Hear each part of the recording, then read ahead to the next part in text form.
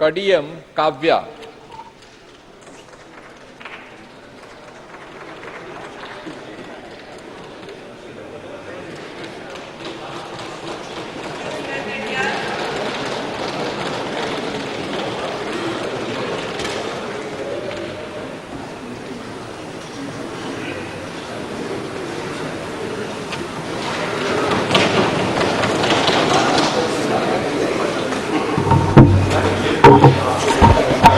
Doctor Kadiyam Kavya అను నేను లోక్సభ సభ్యురాలిగా ఎన్నికైనందున శాసనం ద్వారా నిర్మితమైన భారత రాజ్యాంగం పట్ల నిజమైన విశ్వాసం, విధేయత చూపుతానని, భారతదేశ సార్వభౌమత్వాన్ని, సమగ్రతను కాపాడుతానని, నా బాధ్యతలను శ్రద్ధాసక్తులతో మరియు అంతఃకరణ శుద్ధితో నిర్వహిస్తానని దైవ సాక్షిగా ప్రమాణం చేస్తున్నాను.